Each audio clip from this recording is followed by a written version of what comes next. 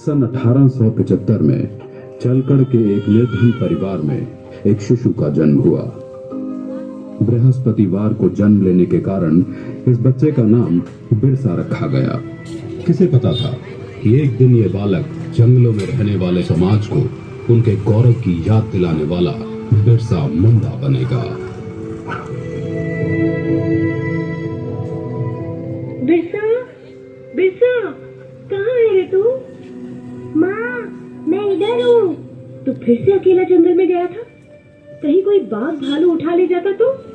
माँ, तू फिक्र मत कर, ये जंगल मेरा दोस्त है। इसके सभी जानवर मेरे भाई। बिरसा पढ़ाई में तेज था और ये देखकर उसका दाखिला मिशनरी स्कूल में करवा दिया गया, लेकिन वहां पढ़ने के लिए उसको जबरन धर्म परिवर्तन करना पड़ा। बिरसा, यीशु के सिवाय कोई भगवान नहीं है।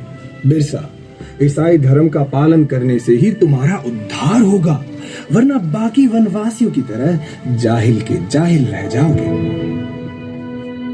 जैसे जैसे बिरसा बड़ा होने लगा, वो अंग्रेजों के अत्याचारों से परिचित हुआ और समझ गया कि अंग्रेज उनसे उनके जंगल छीनना चाहते हैं और ईसाई पादरी जंगल में रहने वाले सभी हिंदुओं को ईसाई बनाना चाहते हैं।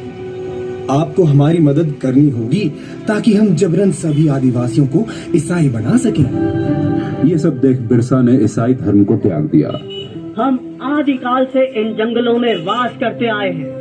ये जंगल हमारे हैं। धर्म परिवर्तित करके अंग्रेज हमसे हमारे जंगल नहीं छीन सकते। भाइयों, अंग्रेजों के सामने मत झुको, आत्मसम्मान के लिए खड़े हो। बिरसा के अनुयायी गांव-गांव में जाकर बिरसा की इस शिक्षा का प्रचार करने लगे। उसके कहने से वनवासियों ने अंग्रेजों को लगाम देना बंद कर दिया।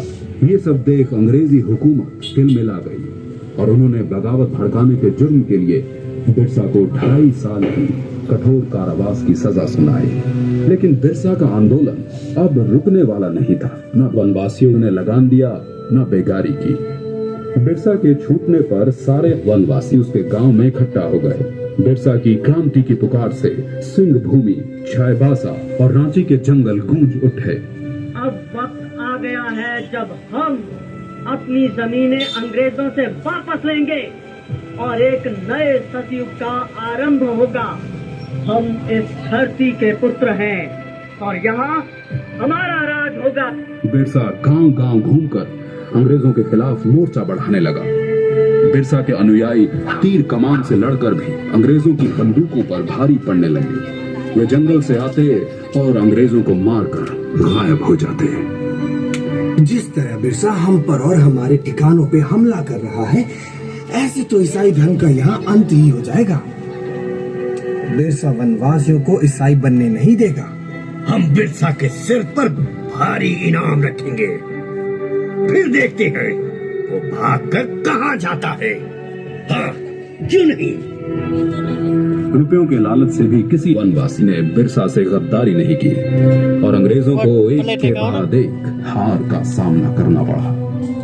एक बार जंगल में खाना बनाने के धुएं से अंग्रेजों को बिरसा के ठिकाने का पता चल गया। सभी वनवासी सरदार बिरसा समेत पकड़े गए।